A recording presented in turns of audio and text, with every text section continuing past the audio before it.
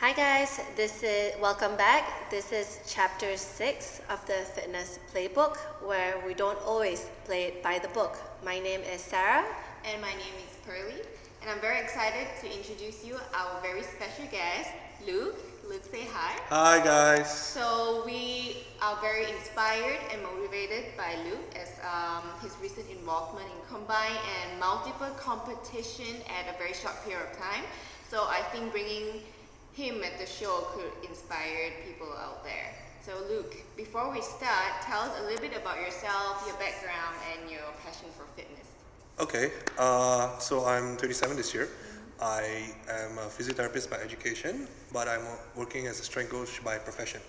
I work with many individuals in general population, so people looking to lose weight, lose fats, gain weight, gain strength, just overall improve their lifestyle. Wow. And also I work with powerlifters as well, people who have basically mastered the fundamentals or are looking to push themselves in a different area of fitness. So basic, I only coach basic to intermediates. Advanced individuals are not really, I don't really have the skill set just yet, but I just work with those two. I see. Yes. So you would say that your market is the general population and powerlifter. Yes, I yes. see. So you say you were a physiotherapist. Yes, physiotherapist. Why correct. didn't you pursue that side, even though they're somewhat related? Okay, I think it's complementary as well, right? Would you say so? Yes, actually, so the thing with physiotherapy is that the whole reason behind it, why I actually wanted to go in it is because I was very intrigued with how the body moves, and it also had to do with my previous years of training where I actually injured myself to it was quite a bad injury. Right. So it was kind of like those injuries where you sustain where you had to like make a decision whether it's to continue lifting or just stop altogether. So back then my knowledge on the matter of recovery was very limited. So what made me decide to pursue physiotherapy is because of my injury, which led to a series of meeting less than knowledgeable people, like certain doctors or certain therapists that had no clue on how What to they're treat doing. athletes. They were just treating general population. So I spent a lot of money, I wasted a lot of time just seeing these people, and most of the time when I saw them, their answers were pretty much quite standard. Stop lifting, rest for a long time, like take months off at a time, don't do any sort of lifting. So it was very demotivating. Of course. Yeah. If you don't mind me asking, like, what was the injury that you had? So it was actually I sustained this injury during my first ever powerlifting meet 5 years ago. Wow. I herniated 3 discs in my lower back. One of them tore, and there was some other damage to it. So it was quite bad because the disc that tore was causing radiating pain down my leg. So that was quite eye-opening as an experience. Wow, like 3 ruptured No, discs. just one ruptured disc, but the One rest ruptured were disc. more of like a Herniation. herniation. So it was quite painful altogether. I couldn't sleep. I couldn't bending down was absolutely no. Like my range of motion was just like a forward tilt and then just painful from So there. how did you fix it? Did you fix it yourself, or do you find someone that actually, helped? So after going through seeing all these doctors, all these specialists, all these surgeons, physiotherapists, chiropractors, still no luck. I was just wondrously aiming through therapist to therapist, and then I came across my mentors, Fred and Lipchin from Precise Rehab. Oh, I'm seeing him after you. Oh yeah? Yeah. Tell them I I'll say say hi. Yeah. So back then, before they had their own outlets and everything, they were the first therapists that I came across that actually were into weight training. And they worked with me actually. They came up with a proposal that, hey, let's work together on treating your injury. And the way they approached my injury, the structure they were going through, the treatments, and what caught my attention and what really opened my eyes was that I expected them to tell me to not continue weight training, but instead what they said was, you should. So you see, that really opened my eye up. Yeah. So it was first time, all the therapists I've seen, all of them always said to not train, but to them, with Fred and Lipchin, they said you should be training, but you should be training in a certain type or a certain way. So that's what inspired me Oh, wow. to pursue physiotherapy. Is So because it's quite recent that you studied, you pursued this. yeah, it was actually it was for about a year and a half after my injury that I started to pursue, because it was the main reason is because of the feeling I went through of helplessness and Yeah. just Of like all course. over demotivating. I was very close actually to just like stopping powerlifting overall. So imagine having this huge passion for this sport and being told by professionals in the medical industry that you should give it up, Yeah. and there's no other way. So It's a huge fuck you to your passion yeah, as well. it's just a very like huge demotivating words to hear, So I just like I decided to do physiotherapy because I wanted to help people that were going through something similar. Like, I wanted to make sure that this whatever I felt, someone else wouldn't have to go through the same. That they would actually have that option of continuing. Right. Oh, look, Yeah. that's incredible. So you said you're so passionate about lifting, powerlifting, but how did you get there? Since were you a kid or in high school or when? Okay, so I was, as a kid and in high school, I was always into just playing sports outside, football, basketball, badminton, the usual stuff.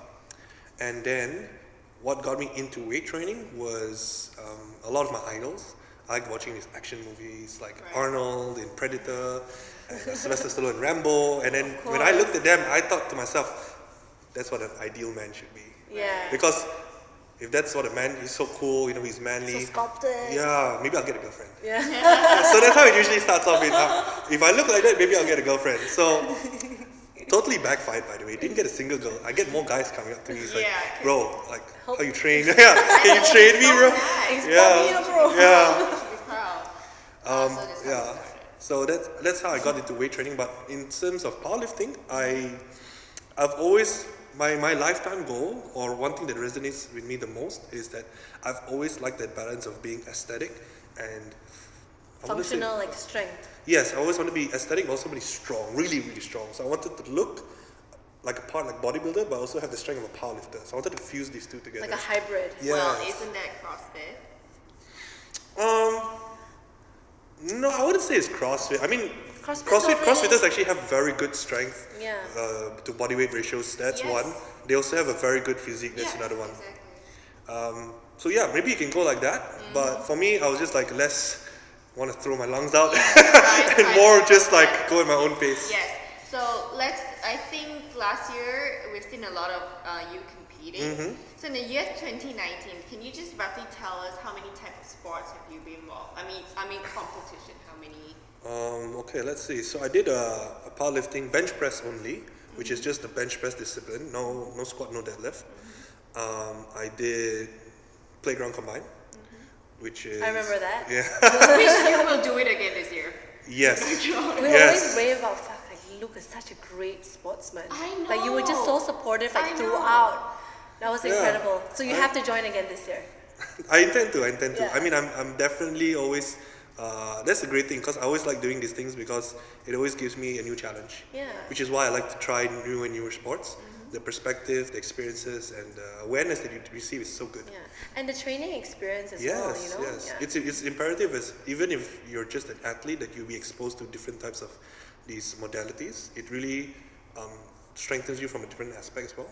But if you're a coach, it's even more important that you expose yourself to different types of training. Like you walk the talk. Yeah. So if someone were to come out to you and say like, hey, what's your opinion on this? Or hey, what do you think I should do if I want to join a sport?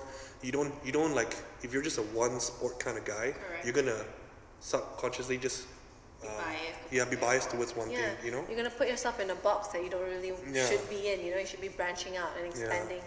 your And if you want to horizon. coach people as well, if someone says like, hey, I want to do the playground combined 2020, and you have no experience in, Yeah, it's hard. it's okay, maybe you don't have experience competing, but you don't have experience with any of the movements or any type of similar like related sports, then it's gonna be hard for you as a coach. So I did playground 2020, and I did a bodybuilding show.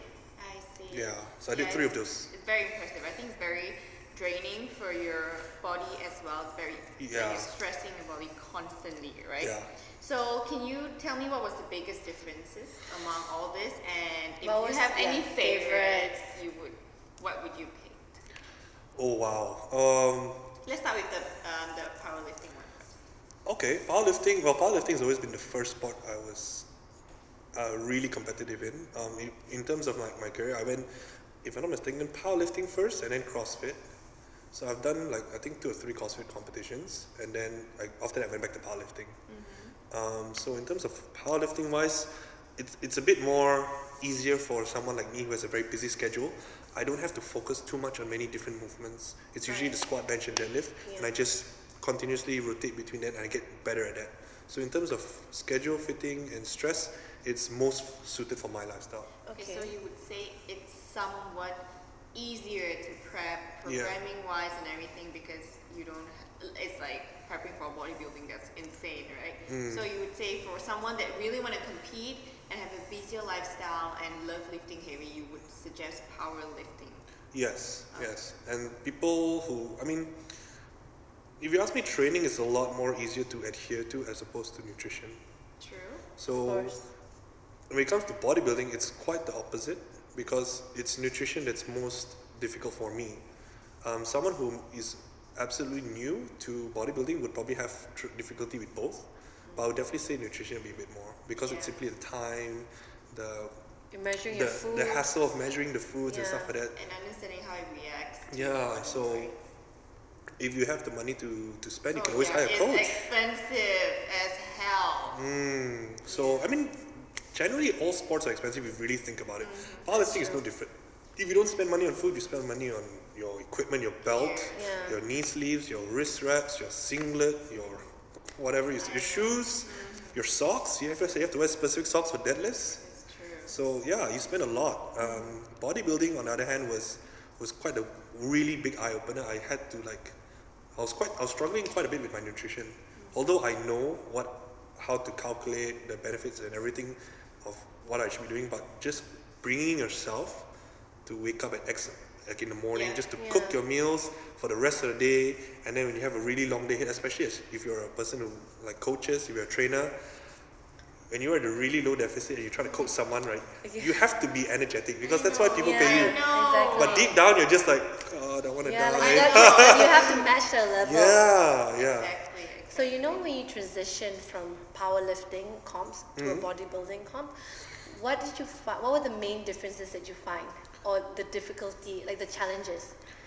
Okay, so challenge-wise, was the first thing that had to come was making my transition more organic, because when I'm so used to lifting at a particular type of intensity or eating a certain type of food, I can just eyeball my foods most of the time. But when it comes to bodybuilding, there is really no room for eyeballing. There is you can't lie to yourself and say, oh, I've counted macros for years, I definitely know how much this is now. It's really not. Even if you're a seasoned or beginner, you still have to weigh yourself. The energy wise, like having to do long bouts of cardio, that was the more particular challenging one, because having done minimal to no cardio before this, most of my cardio I would get from just training, like weight training. I probably rest shorter or whatnot. And I probably do once or twice of cardio session, that's it, a week. For powerlifting? For powerlifting, when I was doing powerlifting. But when doing bodybuilding, it was almost every day or every other day having to do cardio on top of your weight training. Wow. So I either had to do it really early in the morning and then my weight training at night, or I had to do my weight training and then immediately after I had to do my cardio. Yeah. If you don't mind me asking, what was your form of cardio when you did? Oh, I walked. I didn't run. I walked because I could run, but I prefer to walk because it gives me a lot of time to actually listen to podcasts or music or whatnot. Yeah, so it's kind of like a learning kind of thing. Interesting. That's very cool. So you would say the preparation is the biggest differences in the nutrition? Yeah, preparation, especially when it comes to bodybuilding, the posing as well. You have to learn how to pose, and it's very important. A lot of people underestimate how important posing is. You can have the best body on stage, but if your posing is subpar, you would lose to someone who has a slightly less physique, but then a better posing. Yes, because the person who knows how to pose the best knows how to show all his strengths and none of his weaknesses. Wow. So how was that learning posing for the first time? Oh, it was really, really something. I was so rigid. I was like a robot. I was like, It's very awkward because it's not natural at all. We just generally don't stand or pose like that, and it hurts the lower back, right? Yeah. All the twisting. all the twisting, I mean, like we do pose. I mean, like at some point, if you want to see, we do it like just in the gym, we pose like bicep. But we never really, yeah, we never really, go up, yeah, we never like practice that transition because the transition is important. So when we're in the gym, we're just like, oh, nice, okay, nice, Yeah. oh, it looks good. But in the stage, you have to like, nice, you go like this, and then you have to like transition. Yeah. You have to look like it's very fluid and smooth. Like water. Yeah, like water. bending. Yeah, yeah. So you're moving like that. That's very true. Yeah. That's very true. So from a scale of 1 to 10, how hard, how tough was it for you to stay on track? Okay, for me, it's gonna be quite biased because for me, once I have a goal in mind, it's very clear cut for me. I'll do what is required and what is necessary. So there's no like, there's no really much issue there. I would say That's great. like 4 or 3 or 4. Very good.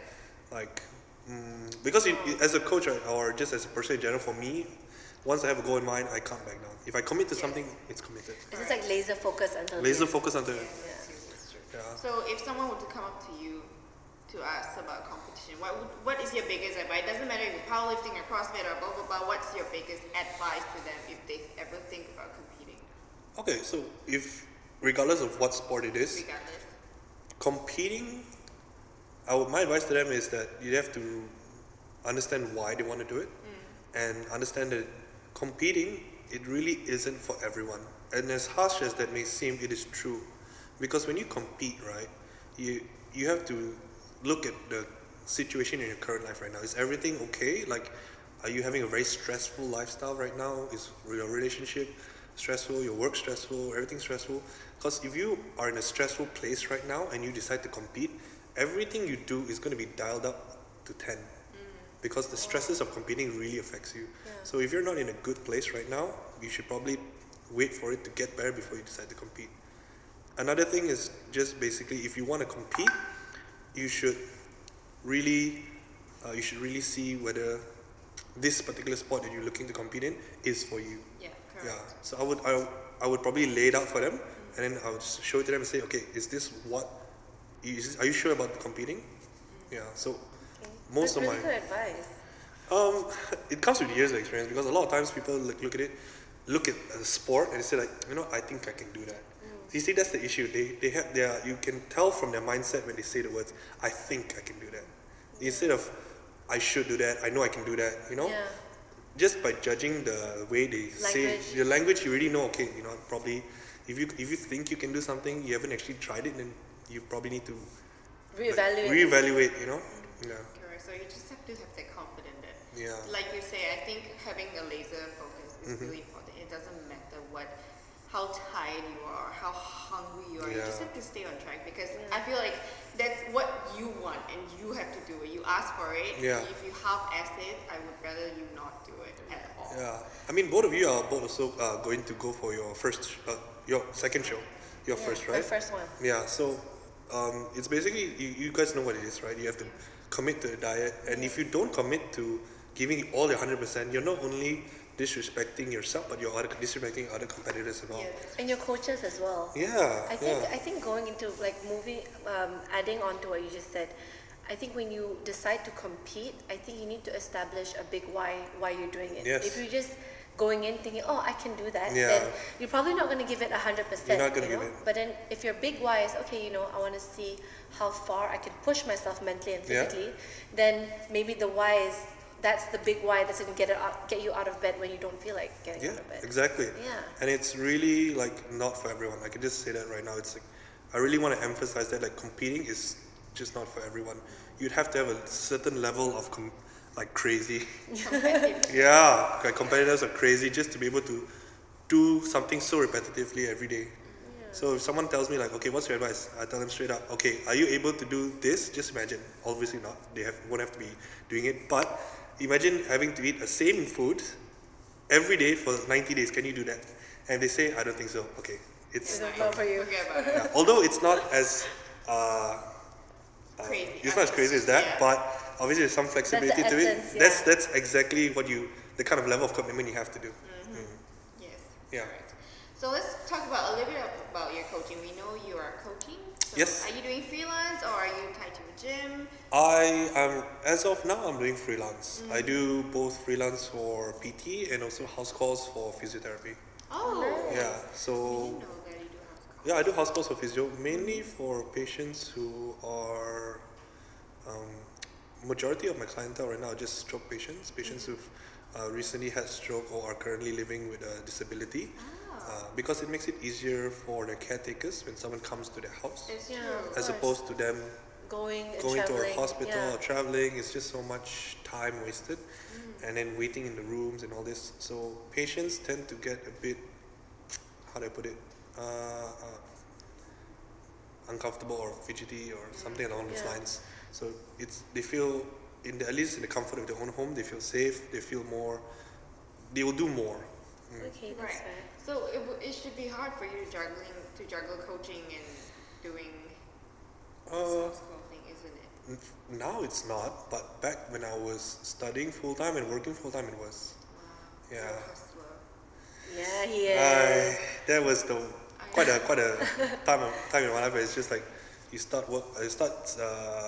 It was during my uni days. It was classes at 7 until probably 2 or 3, and then I would rest, and then work starts from probably 4 or 5 p.m. until late night. So being a coach, what's your biggest struggle in the last few years since you became a coach, I think it's or challenges that you had to overcome? meeting different types of clients over the years and learning how to adapt to that particular client, because when you take on a client, it's important that you understand him on a very deeper level, and so that you can motivate them, get your message across to them properly. I'm not the drill sergeant type, although I may look like it. Yeah, you totally look. Yeah, so getting clients also when especially women clients, when they see me, it's like, oh, it's like this big dude with a beard, he's gonna train me. It's like he probably is like a drill sergeant, but I'm quite the opposite. So mainly for me the challenges is getting more female clients. But when I do get female clients, they always almost stay on for a very long time. It's just getting past that barrier. Yeah. But going back to my previous point, it's finding the right channel to communicate to your clients. So when I get on a client, usually it takes about a week or two before you really understand how they are, or they get comfortable with you. So that then they open up, So you find your own unique channel to communicate to them. Like some people like to be pushed really hard because that's just who they are. Some people, they don't like to be pushed at all. In fact, even raising your voice just a little bit when you're like trying to motivate them will put them off. Yeah. So that's the learning curve that I believe I'll be continuing to struggle with for a Yeah, while. because Yeah. I think there's 7 billion people with like 7 different psychologies and Yes. personality. So Yeah. every time you get a new client, it's like, okay, like how do you expect, what can you expect from this person? Yes. Yeah. I think the adherence is also the biggest issue that most coaches struggle with. Yeah. When they see you in person, you can basically get them from A to Z to do all the exercises, to get them to squat properly. But once they leave you, it's They forgot about the nutrition, Exactly, because it's the one thing, like, you see them an hour a day for training, Yeah. at the most 2.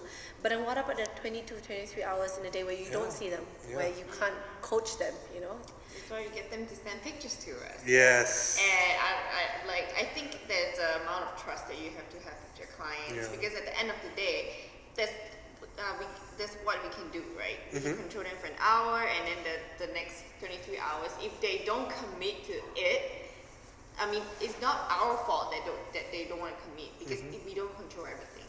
We are responsible 50% and 50% them as well. So it's like you can't clap with one hand thing. I always tell my client, I'm putting effort, I'm putting my time on you, and you have to do the same, because these need to work hand in hand. Yep. So really, it has to be very straightforward from the get-go, or else they're just gonna take it for granted, and then at the end of the day, they don't see result, and then who are they gonna? They're not gonna Yeah. thank themselves. Yeah. And we have to take care of our reputation, because we work hard for our clients, right? Exactly. Yeah. So I think that And- really needs to be get out at the get-go. That's the tough part, when you have a client like that and they're with you for so long and they don't see results, and through no fault of you, it's just when they're done with you and then they go to another coach or another Yeah, gym yeah. and they say like, oh, I was with the previous coach, I didn't see results, and then people's mindset are immediately going to go like, oh, maybe the coach didn't do. Maybe he's a bad coach. Maybe he's a bad coach, and then it's like, it's not your fault. It's not our fault. We pour everything into it, and if some people just don't have that mindset or can't adhere properly, at least some part of us feels like we failed them, although we know we've given everything. But as coaches, I think what can appease us is the fact that, hey, as clients, they have to meet us halfway at least. Yeah. Because we're not magicians, like we can't magically make the kilograms drop from the scale. Yeah. So yes, you're coming in and training hard, but then are you putting in the work behind the scenes? Exactly. If you're not, and you're not getting the results, then is it a reflection of me as a coach because I haven't made you more accountable to me, or you're just not putting in the work behind the scenes and just watching your nutrition, Exactly. Yeah. So how, if you have some client that is not really into it but still want to train, how do you keep them motivated? How do you keep them consistent? So if I have a client that's not motivated to train, but still is into it, or they're like not, it's like tidak apa. Oh, okay. They just come and just do, and then they can't wait to leave. I see. Well, when I have a client like that, I usually, like, before I start anything, I just ask them, like, what can I do to make things a bit more interesting for you so that you actually enjoy this? So like she said, I would meet them halfway, Obviously, like, giving them everything they want is not good, but giving them a little bit of something they want and a lot of what they need, and just mixing it into the program. So they have that sense of excitability, there's a sense of excitability in the program, but at the same time they're getting what they need. So the biggest challenge is making the client understand this is what you want, but this is what you need. Yeah. And usually what they want is way more exciting than what they actually need. Yeah. And if it's too boring and we're like, why are we doing this? It's so boring. Other coaches are doing this. Why are we not doing this? Yeah. As when you start off as doing something exciting, but then as you get more seasoned, you realize like actually the boring is better. Yes, exactly. That's how even like after many years in the training, right? I'm still back squatting. There's nothing exciting about my training. It's usually back squat, bench press, overhead press, dumbbells. It's usually the same. Yeah, but it's like basics are the basics, and you can't really beat out the basics. You can't really beat the basics. Yeah. There's been people who've been doing it for decades, and they still do the same thing because it works. Yeah. And that's why they're passionate. Yeah. They don't complain. They just do what needs to be done, right? So if someone were to tell you that they want to start coaching, so what would you tell them? Or it's like, should I be certified, or what do I do? Do I take a weekend course, or what would you advise them? Okay. I would say find your niche first. Like what you like. You want to start coaching, that's great. Who do you want to coach first? Obviously you can't straight say, I want to start coaching like athletes. Yeah, you have to start with the basics, right? So you have to start with general population. Getting certified would be great, depending on the certification courses there. So pick the proper certification courses, start with the basics, and always be open to different perspectives, different ideas, different concepts, and never take everything as black and white. If you're in the fitness industry and you're going to be a coach, you can't have the black and white mindset, because you're going to set up yourself for absolute failure. Because and I see this a lot with new coaches. They go for one weekend course, they see their favorite YouTuber or Instagrammer say something like this, and then they take it as the Bible, It's like, oh, this is bad, that is bad, this is good, that is good. And then what ends up happening is they preach this. They preach this to their clients, and then it becomes like the word of God or something like that, So I think that's the thing with education, and like as coaches, right? You cannot be complacent to be intellectually lazy. Yes. You have to understand that there's so many different schools of thought. Yes. So many coaches with different methods who have achieved results. Yes. So maybe the road is not the same, but the results is. Yes. So if this person has achieved what you have, but it's just that our roads are different, then can't you learn from the other coach and from his methods as well? Precisely. So that's actually a very good way to put it. You must always be willing to learn different perspectives. Although the end result is the same, but just a different path is taken. Everyone, if someone wants, say, a big set of legs, they should. There's always like coaches out there saying, "Oh, you must squat. You must." And that's not inherently true. Squatting is great. If you can squat, by all means, you should. You should. But do you need to get big legs? Yeah. Again, it's big, not stronger, big. It's like, no, you don't. You can get big legs by doing other exercises that don't involve squat. Exactly. Yeah. So if you want to get strong legs, back squat would be more bang for your buck exercise. So that's the kind of thing that you usually see most people, like newer coaches to the industry. They always be like, they always focus on one specific exercise because they believe that Yeah. that is the best exercise, you know? Or they say like, oh, we shouldn't do this because this person Yeah, said this yeah, and yeah, this. yeah, yeah. But yeah, so that's what I agree. I agree that, but there's so many different there's so many different knowledges and schools of thought out there. I Yeah. think what we can do as coaches is just pay attention and form our own opinions in the end, and you choose which methods you want to go for, as long as you're open to the different Yeah. experiences and roads out there, you know.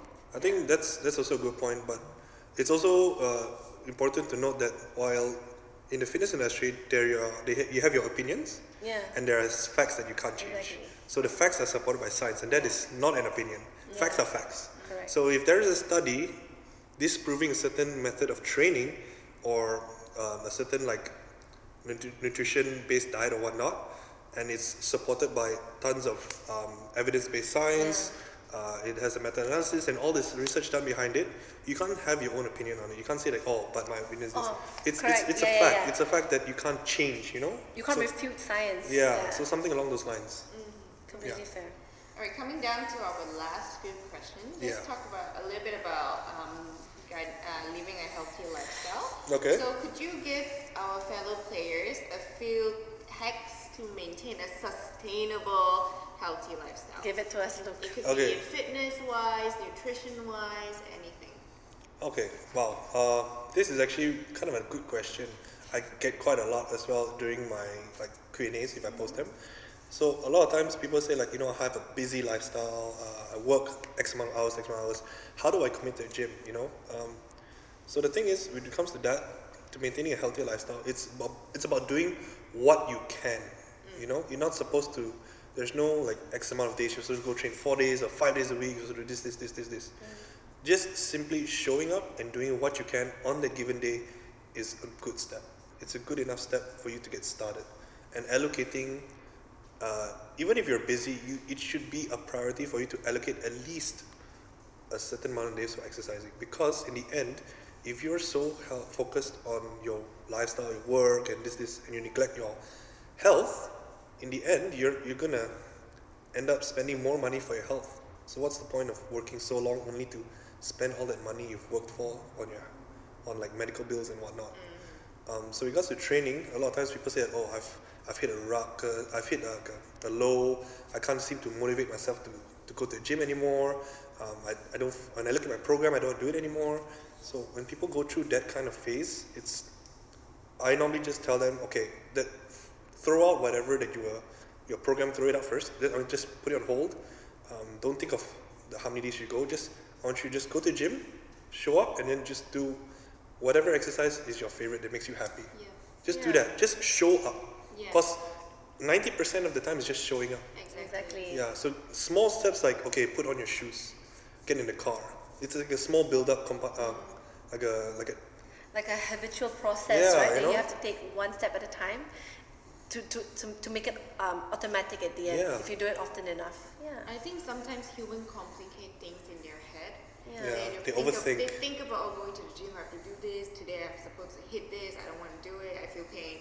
And then sometimes it's just like throw them away, just get in the car, listen to some music and just show up and just do something, and then because I can promise you they feel awesome after Yeah, that. exactly. Yeah, just to make it less complicated. Just Yeah. forget about what you're supposed to do sometimes. Just do what you want to do. Just to, hype yourself Yeah. up. Because I think we really need to hype ourselves up. I'm Yeah. pretty sure you guys know, like, Yeah. Sometimes you have to, like, times psycho yourself to do a I can't workout, tell you yeah. how many times I don't feel like working out. But to me, it's all about discipline. Non-negotiable. Yeah. Like, no, you don't like it, you still have to do it because it's on your program. Especially if you're going competition, Yeah. right? Yeah. There is no room for like, maybe I'll do it tomorrow. No, you have to Yeah. do it today. Yeah. Yeah. And if tomorrow you're not supposed to work out, you're not supposed to work out. is I think for coaches we struggle not working out. It's that we want to work out, but Yes. we can't work out. But for the general population, it's I don't want to work out, but I need to work out. But I think it's not about like training hard, it's about training smart, you know? Yes. Because I think now as coaches, I understand that your recovery is so important, Yep. like if not more than your actual training. Like if you're not recovering enough, then there's no way you're getting stronger and you're gonna lift heavier. Yeah. Everything's Exactly. like a domino. Like Yeah. if one fuck up, it's gonna go downhill. So Yeah. I think recovery is very, very important. So you've told us the fitness tip. What about nutrition? Okay, so when it comes to nutrition, if you're someone who's struggling with nutrition, like say for example, say counting macros is or counting calories is not an option for you, although you want to lose weight or you want to gain weight. Up to a certain point, it is acceptable for you not to count your macros, but once you reach that point, if you want to continuously see progress, you need to know the amounts of food that's going in your body. Of course, data is king. Yeah, you can't just, I mean, like in the beginning, you can clean up your diet, you have to build the necessary like steps and habits to lead you to that. You can't straight start someone off with, okay, you should count your macros now. Get them to make just simpler, healthier choices like drinking more water, structuring your meals probably a bit better, you know, clean protein, carbs and things like that. So for people who are struggling with nutrition, I would say you start by gaining a bit of sense of control over your nutrition. Like if you can't prep your entire day's worth of meals, try one meal. Yeah. Just try one meal, whatever meal. In my experience, breakfast seems to be the most easiest. Like eggs, Eggs, oats, milk, avocados, yeah. things like that. Oh, one more thing. Those who are getting into nutrition, it's not as expensive as most people would like to think. Yeah, I really enjoy. Actually, you kind of inspire me to, try to prep on a budget. Because Yeah. I saw you, and I was like, because every time I think about, oh my god, it's gonna be so expensive, everything organic, blah blah blah blah blah, and then I saw you doing it, and I was like, actually, it's really not that bad. You just have to take the extra time to go look for stuff in the market, in like other places, which I think it totally changed why I prep. Yeah. I hated prepping because I hated cooking and buying food and the nutrition part. Yes. But right now I seem to be enjoying that more than the actual training. Yeah. So Wow. like 30% of it is from your Insta story. Oh. Because it really does like, oh yeah, there's few ways to do it. It's not just one way or the Yeah, other, yeah. And people always like say, I still don't know why that. I mean, diets in general always have a negative connotation attached to it, but I don't know why people still like. It's really 2020, but people still think diet is chicken breast, brown rice, and broccoli. I know, but there's so many different Yeah. types of proteins out there, guys. Just So- experiment. To make your foods like healthy and delicious and all this kind of stuff, it's really how you play with your seasonings and just the types of food. It's more seasoning than anything. Yeah. But yeah, like so when people come to me, it's like, hey, I want to lose weight, I want to gain muscle, I want to look like this, and this, and I say like, okay, that's cool, that's great, you have a goal now. But then they always say like, oh, but it's expensive, being on a diet is expensive, and then I just stop them and I'm like, okay, hold on. Why don't you tell me what you're eating? And then the first thing that comes out of my mouth is like, my breakfast is avocado with Ezekiel bread. And then I was like, okay, stop. It's like, why are you even eating that? It's like, oh, because my fitness, this guy I follow on Instagram, this is what he eats for breakfast. And I was like, okay, first of all, the guy you follow lives in the States or this one, where the currency they have and the ratio to foods to how much the earning power is like 1 to 1. Yeah. So for them, like getting an avocado is probably like $2. Yeah, for us it's like 10 ringgit. Yeah, 10 ringgit. No, it's like, so can you see the difference? Yeah. And if you say like macros, if you just look at their foods and you break down the macros, okay, avocado is high in fat, Ezekiel bread is carbs, and then has a good amount of protein, the normal bread and stuff like that. Why don't you just follow the macros and then you can get cheaper options here? Like gardenia whole wheat bread, that's fine. Okay, if you want to be fancy, bit sure go with your Ezekiel Go bread. your whole meal. Go whole meal. It's not that expensive. Get eggs, and that's why people usually most of the time people don't adhere to their diet. It's because one, they think it's expensive. Two, they're following recipes that are expensive for us. It's not sustainable. So a lot of times when I cook my diet, I find my poultry from wet markets. Yeah, true. Wet Yeah, markets so much cheaper. so much cheaper, and just that people just don't make the time to go out. They don't want to wake. They don't want to wake up so early in the morning. Exactly my point. Yeah. I was like, my client would be like, oh, it's so expensive. And then I was like, no. And then they were like, how much do you spend? I was like, I spend less than 100 for a week. And it's like, where is it so cheap? I was like, yeah, at the wet market, you just have to wake up at 7 a.m. But that's it, you save like 200 ringgit. Yeah, and it's also depending on you as an individual. If you're someone who's like in the lighter weight range, if you're someone who weighs like 60, 70 kilos, food is going to be cheaper for you. Yeah. But if you're someone in the 100 kilo range, it's going to be double. I eat a lot of food. Oh, can yeah, imagine. You and Riz like ate shit lots of food. I've seen the stories that Sam posts. Oh my Feed the god. Riz. Crazy. Yeah. Yeah, so we all just like, when we're eating my food, right, people look at my meals and oh, that's your meal for the day? Is it not just my meal for like one meal? Yeah, I think it's definitely way harder on you boys Yeah. because of the size. So, last question. So, what do you think about all type of like diets? And if there is a favorite one, what do you lean towards to? I don't have a favorite diet, and I think when it comes to diets, it's ultimately how you pick one is whether it's sustainable for you. Correct. So, although with that being said, I do believe that certain diets are fad diets, and they have no place being called a diet whatsoever, because in some cases it potentially does more harm than it does more good. Yeah. So, Like the cabbage diet. Have you heard of that? What? Yeah. So you just have cabbage soup every single meal. Like a rabbit?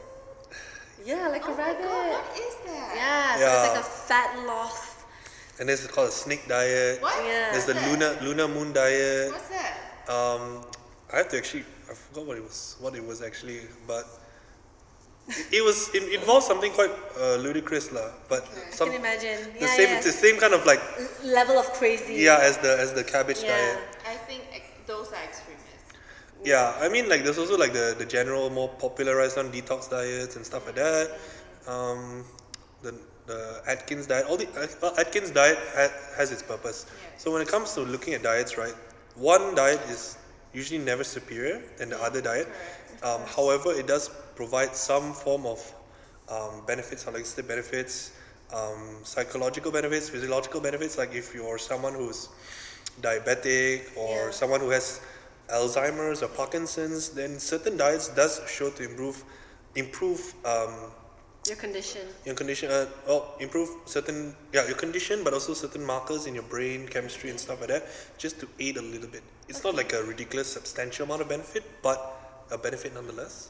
So my advice when it comes to diet is pick one that is sustainable, that has a proper distribution of nutrients, that takes into account nutrients properly, like your macros, your micros, and ultimately something that you can foresee yourself doing for a very, very long time. Wow. So that's why most people are always open to the flexible diet, Yeah. but kind of abuse it.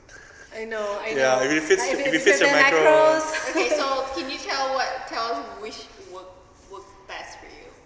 Okay, so what works best for me is it's pretty much a flexible diet, Yeah. but I wouldn't say if it fits your macros, no, because people tend to abuse it in the sense that they consume a lot of processed food, although it fits their macros. In the end run, it's not so nutrient dense as just eating whole foods and stuff. Not like for your hormone health and everything, you know? So flexible diet for me is like the best because I'm overall happy in general. Like I don't stress as much, especially my off season. I allow myself my diet is not as super clean or super watched out for when I'm on my prep. I still do weigh my foods. I still do monitor my intake and stuff like that. But it allows a higher degree of flexibility. So that's the best one that works for me, and in my experience works for quite a bit of my clients as well, because telling a client it's hard enough that you have to tell your client that you shouldn't be doing this, you shouldn't be doing that, on top of them having to adapt to so many changes in their lifestyle. So giving them that flexibility most often than not helps with their Psychology, yeah. Mm. All right. Luke, thank you so much. Do you have any last words for our listeners before we go? Let's see. I think being consistent and showing up is the biggest thing that you can do to improve your health. You don't overthink it. If you're looking to change your lifestyle in 2020, Playground has some really good coaches. Yeah. Okay, I can vouch for them. They're really good, and you should give them you should check them out. Also, for the rest of you, do join Playground Combined 2020. Yeah. Yeah. See you there. Yeah. All right. See you guys. Bye. Bye. Thanks so much.